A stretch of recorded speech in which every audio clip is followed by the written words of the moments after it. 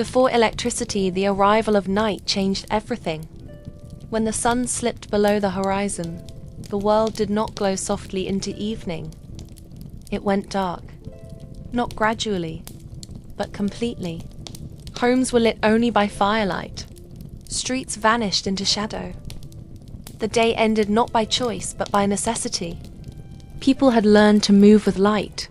Work, rest, and social life all depended on the sun's rhythm.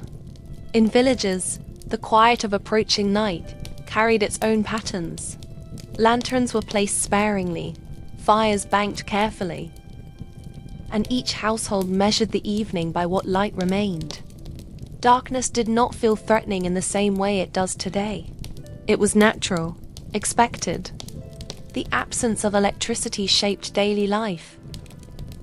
It determined activity, sleep, and even thought. Night was not something to fight against. It simply was. Morning began with light, not alarms. There was no sudden sound pulling people from sleep. No glowing screens beside beds. No machines demanding attention. Light moved slowly through small windows and cracks in wooden shutters. Shadows shifted across walls, spreading from one corner to another. The edges of rooms softened as the darkness receded. Homes stirred gradually. Doors creaked. Shutters were pushed open. The cool air of early morning swept in, carrying the faint scent of damp earth and wood smoke. Fireplaces were checked for embers saved from the night. A flame was rebuilt deliberately, coaxed to life. Water was drawn from wells or nearby streams, carried in heavy containers. Every action required effort, and nothing was instantaneous. Food preparation began early. Grain was ground, water heated over fire, ingredients gathered carefully. Cooking took time. Children learned to move in the light, to follow the rhythm of daylight. They understood that the sun's presence dictated activity. Clouds, storms, and seasonal shifts could shorten the day without warning. Morning was a combination of practicality and awareness. It was the beginning of opportunity, measured carefully against the limits of light. Work without electricity demanded focus and presence. Fields were tended with hands and simple tools. Progress was measured in effort, not speed. Inside homes, natural light was a resource. Workspaces were positioned near windows, angled to catch the sun. Sewing, carving, writing, everything required sufficient light to be done properly. When clouds gathered or storms arrived, work slowed. Tasks were paused, not for leisure, but because visibility was limited. Even communal activities were dependent on daylight. Markets opened when merchants could see their goods.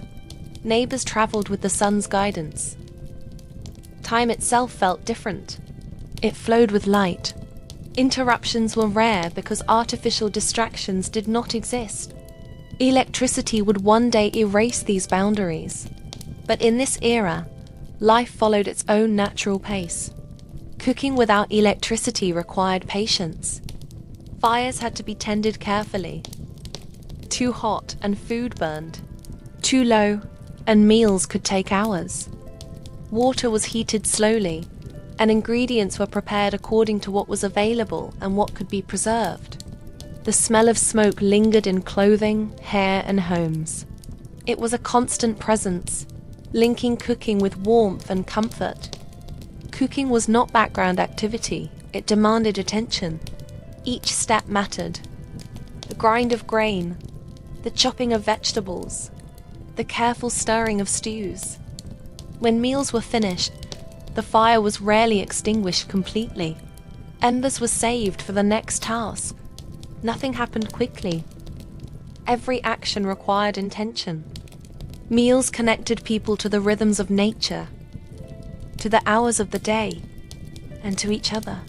Food preparation was work, ritual, and survival all at once.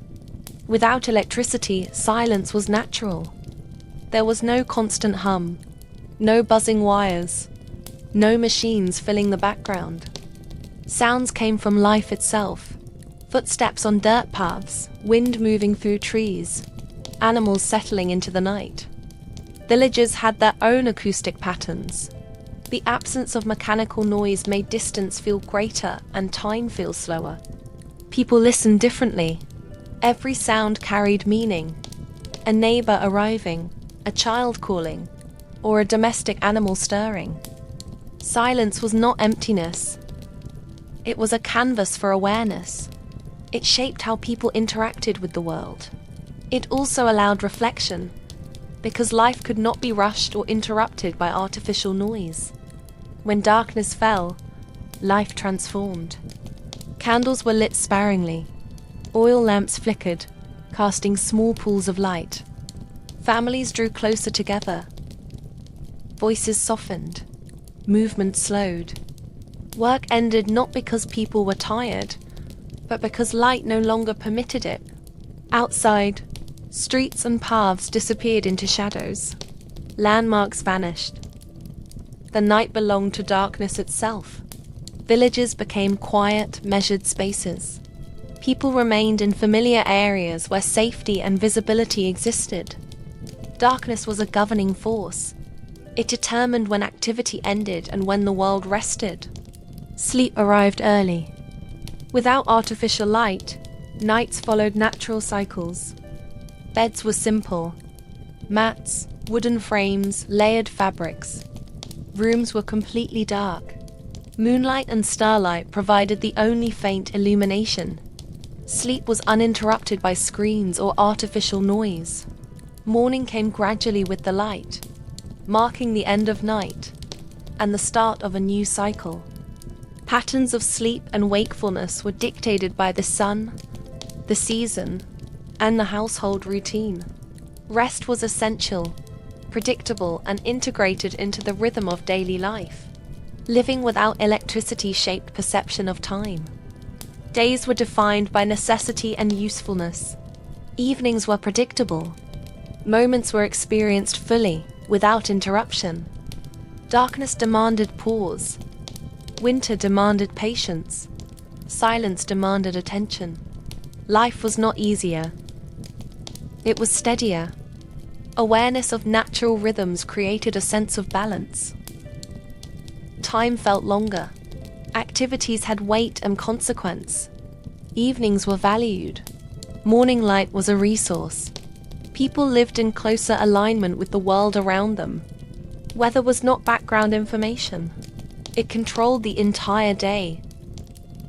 Clear skies meant progress. Clouds meant delay. Rain meant adjustment. Without electric light, storms shortened the day dramatically. Work stopped earlier. Travel became risky. People learned to read the sky carefully. Wind direction mattered. Cloud movement mattered. A sudden storm could change plans instantly. Flexibility was essential. Not everything could be controlled. Weather shaped patience, and patience shaped daily life. Evening was not entertainment-driven. It was relational. With limited light, people gathered close. Conversations slowed. Stories were shared. Silence was not uncomfortable. It existed between words.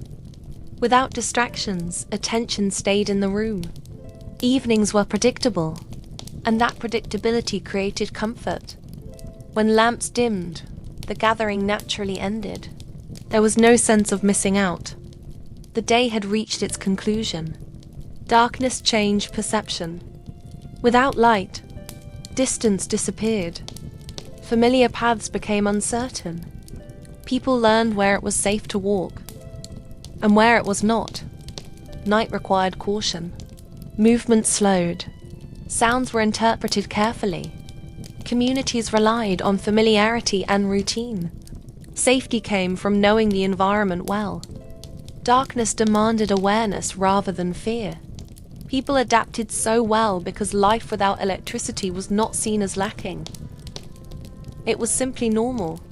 People adapted their expectations to reality. Progress meant survival, not speed. Innovation existed, but it was subtle. Small improvements mattered. This adaptability allowed communities to thrive for generations. The absence of electricity shaped resilience. Life worked because it had to. Without refrigeration, food required constant attention. Fresh food was consumed quickly. Meat was eaten immediately after slaughter, or preserved through salting, drying, or smoking. Fish was treated the same way, often within hours of being caught. Grains formed the backbone of most diets because they stored well. Wheat, rice, barley, and corn could last months or years if kept dry. These foods provided stability when fresh food was unavailable. Vegetables were preserved through pickling or drying. Fruits were turned into pastes, jams, or dried slices. Preservation was seasonal and labor-intensive. Storage spaces were designed carefully. Root cellars were dug underground to maintain cooler temperatures. Pantries were built on shaded sides of buildings. Airflow mattered. Spoilage was expected. Loss was part of life. People learned to recognize when food was still usable and when it was dangerous. Meals were repetitive but practical. Variety was limited. Comfort came from familiarity rather than choice. Food preparation took hours. Grinding grain, tending fires, and cleaning tools consumed much of the day. Cooking was not a side activity. It was central. Travel without electricity was slow, deliberate, and physically demanding. Distances we consider short today were meaningful journeys. A few miles on foot or by animal took time and planning. Roads were inconsistent. Many were dirt paths affected by weather. Rain could make travel impossible. Darkness increased danger. Navigation relied on landmarks, memory, and local knowledge. Getting lost was a real risk. Travelers planned around daylight. Journeys often stopped early to ensure arrival before dark. Inns and rest stops existed primarily because night travel was unsafe. Shelter was a necessity, not convenience. Messages traveled slowly. Information lagged behind events. This shaped decision-making and expectations. Travel was not casual. Every journey had purpose. Entertainment was not a separate activity scheduled after responsibilities were complete. It was woven into daily life, shaped by environment, season, and community.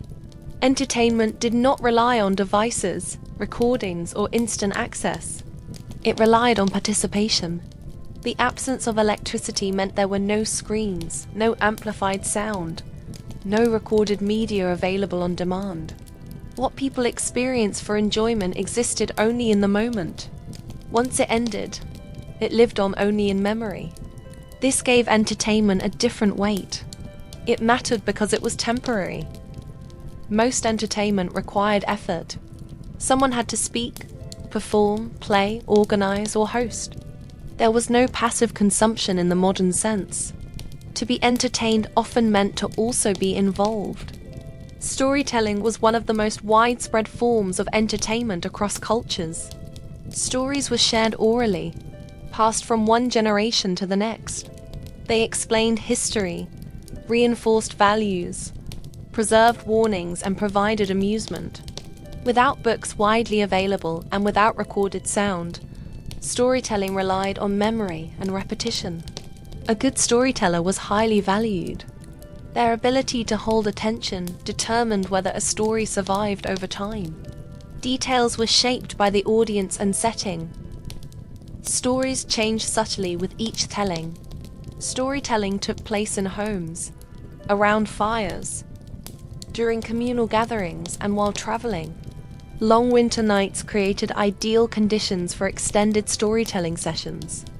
Some stories were short and humorous. Others were long narratives told over multiple evenings. Epic tales could take days to complete. Listeners were active participants.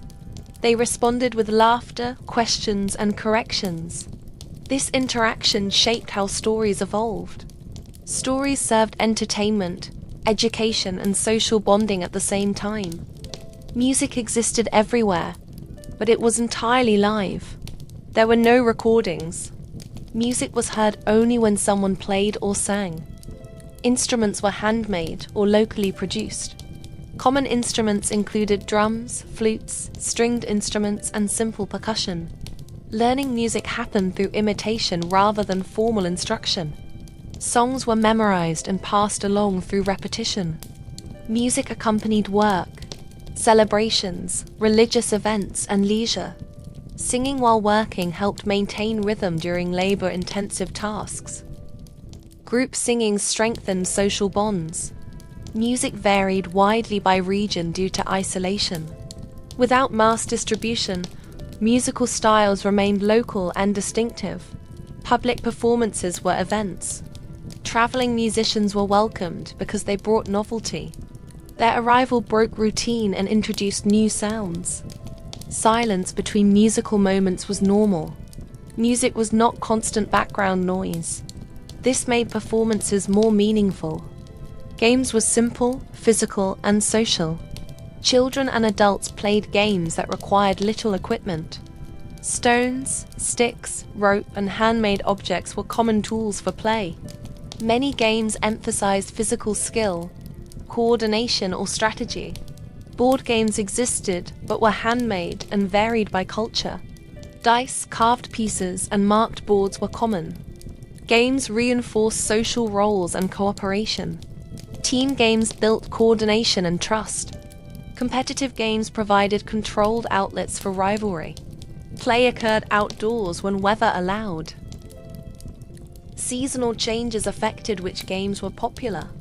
Because entertainment options were limited, games were replayed often.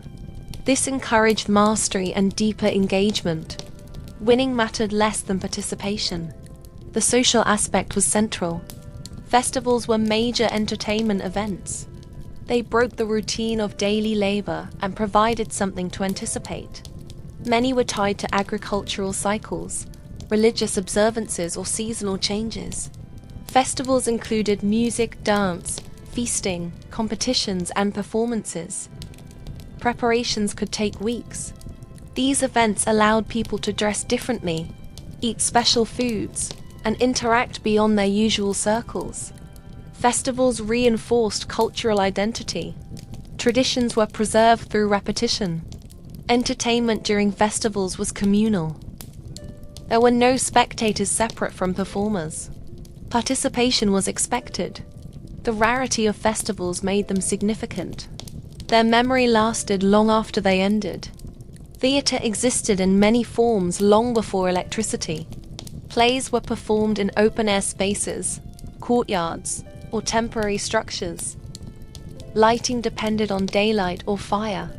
Actors relied on exaggerated movement and voice projection. Costumes were symbolic rather than realistic. Performances often combined storytelling, music, and moral lessons. Audiences were familiar with the stories and focused on interpretation rather than surprise. Traveling theatre groups spread ideas and entertainment across regions. The lack of special effects placed emphasis on language, gesture, and imagination. Dance was both recreation and ritual. It required no equipment and brought people together physically. Dances varied by culture, occasion, and purpose. Some dances were formal and structured. Others were spontaneous and expressive. Dance served entertainment, courtship, celebration, and storytelling. Because music was live, dance adapted to tempo and rhythm in real time. Participation mattered more than skill. Community involvement was the goal. Not all entertainment was loud or social. Quiet activities included carving, knitting, drawing, writing, and puzzles. These activities filled evenings when light was limited. Reading existed but was less common due to limited access to books. When available, reading was often shared aloud.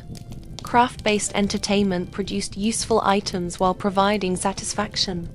These activities were slow and repetitive. They encouraged patience. Conversation itself was entertainment. Without distractions, people talked. Conversations lasted longer and covered a wider range of topics. Debates, discussions, and storytelling blended together. News traveled by word of mouth. Information exchange was engaging because it was personal. Listening was an important skill.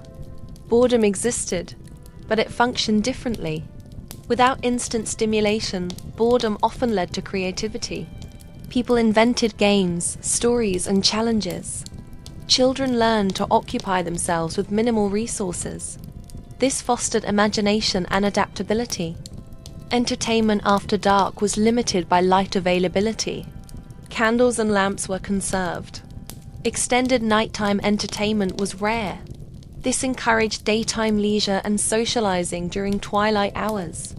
Evenings were shorter and more predictable. Entertainment changed with seasons. Winter allowed more indoor activities and storytelling. Summer favored outdoor games and festivals. Weather influenced mood and energy. Seasonal rhythms created variety without technology. Entertainment without electricity felt different because it required presence. It could not be paused, rewound, or repeated on demand. Attention was undivided. Memories formed more deeply because experiences were shared and fleeting. Entertainment strengthened community rather than isolating individuals. People adapted their expectations to available entertainment. They did not compare experiences to endless alternatives.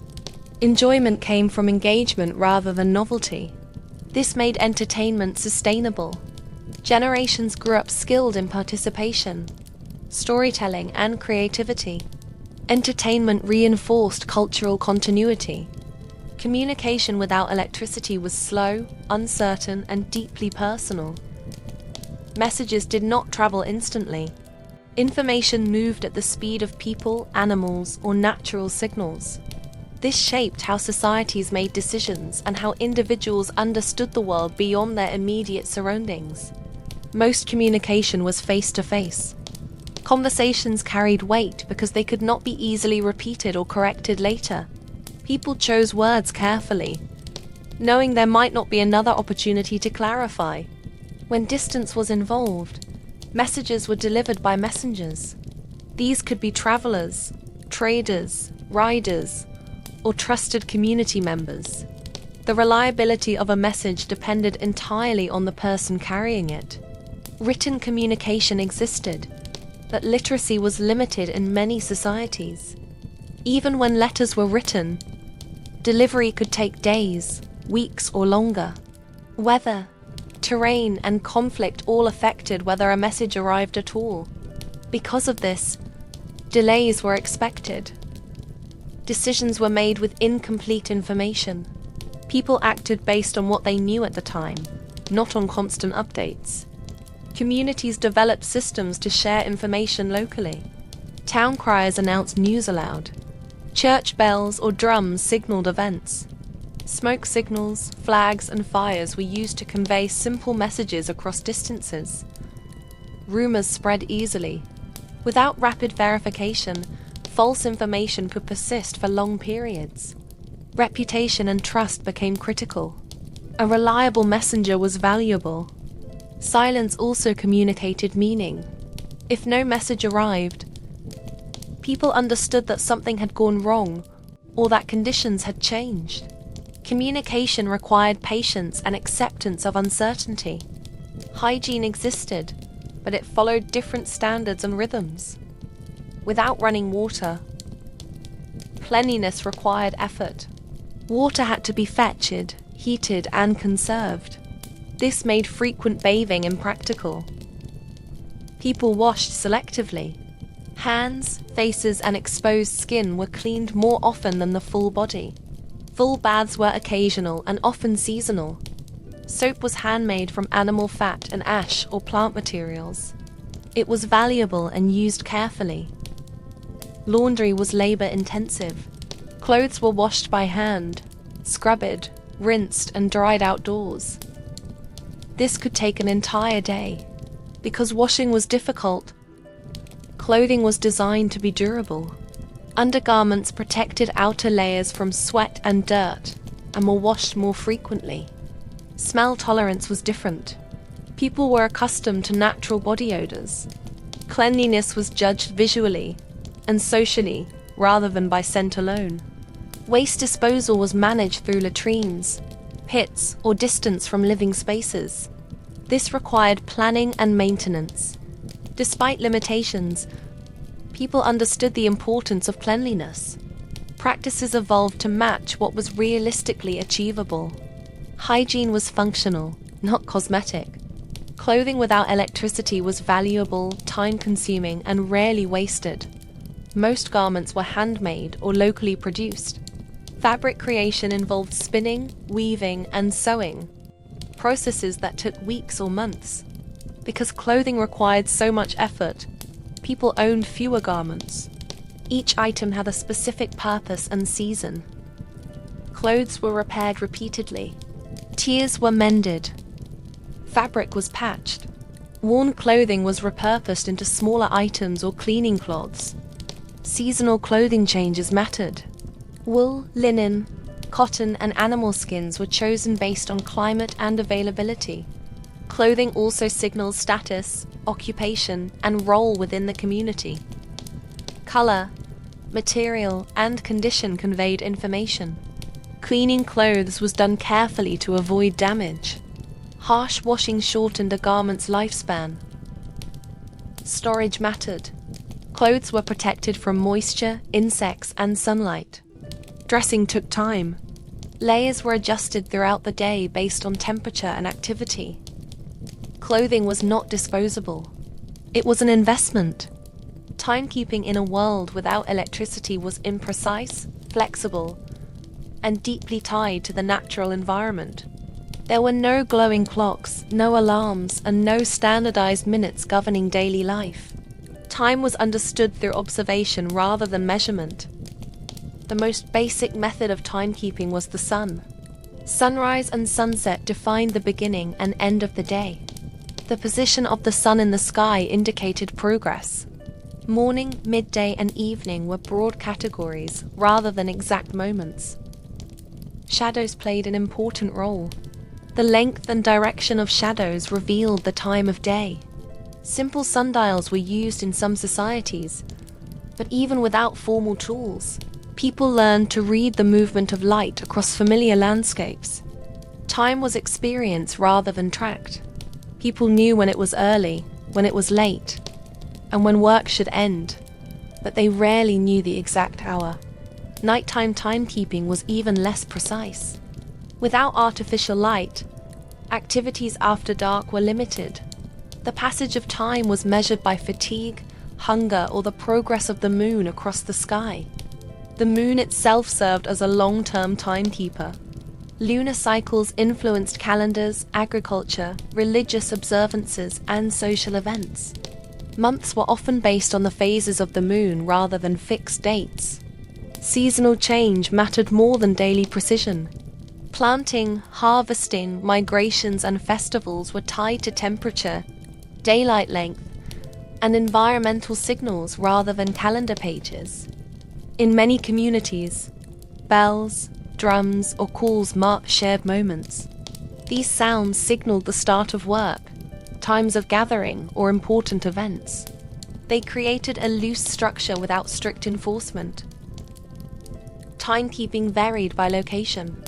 What counted as morning in one region might differ in another based on climate and culture. Standardized time zones did not exist. Because time was flexible, expectations were flexible. Being late had a different meaning. Completion mattered more than punctuality. Work expanded or contracted based on available light. During long summer days, labor continued longer. In winter, shorter days limited activity. Electricity transformed the world. It brought endless light, constant connection, and speed beyond imagination. But something quiet faded. The certainty of night. The natural ending of the day. The rhythm that told people when to stop. Today, light follows everywhere. Long ago, darkness ruled gently. Rest came naturally, because it had to. Life without electricity was slower, deliberate, and grounded in the cycles of the natural world.